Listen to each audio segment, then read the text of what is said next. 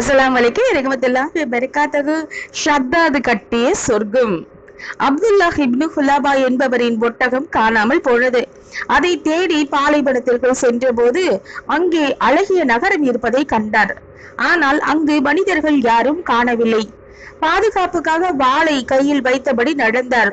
ஓரிடத்தில் வைரம், வைடூரியம், மரகதம் என நவரத்தினங்கள் குவிந்து கிடந்தன.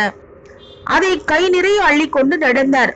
அந்த நவரத்தினத்தை காட்டிய போது இவருக்கு புதையல் கிடைத்துள்ளது என மக்கள் ஆச்சரியத்துடன் பார்த்தனர். இந்த விஷயம் கேள்விப்பட்ட கவர்னர் ஹஜ்ரத் முஆவியா ரகசியமாக விசாரிக்க வந்தார். மேலும் வரலாற்று ஆய்வாளர் ஹபப் அக்பாரிடம் கேட்டார்.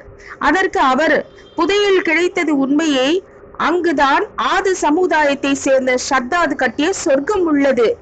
ஆனால் உலகின் பார்வையில் இருந்து ஏக இறைவன் அல்லாஹ் அதை மறைத்து வைத்திருந்தான். ஆனால் ஒருவரின் கண்களுக்கு மட்டும் அந்த சொர்க்கம் தெரியும். சிவந்த நிறமும் நீல நிற கண்களையும் கொண்ட அவருக்கு உதடு, கழுத்தில் பெரிய மச்சம் இருக்கும். காணாமல் போன ஒட்டகத்தை தேடி செல்லும் பொழுது அந்த ஸ்வர்க்கத்தை காண்பார் என்றார்.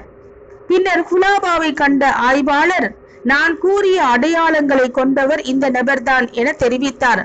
சபையில் இருந்த மக்கள் அனைவரும் ஆச்சரியத்துடன் பார்த்தனர். ஏக இறைவன் அல்லாஹுவின் சாட்சிகளில் இதுவும் ஒன்று. வாஹித் தவான். அல்ஹம்துலில்லாஹி ரப்பில் ஆலமீன்.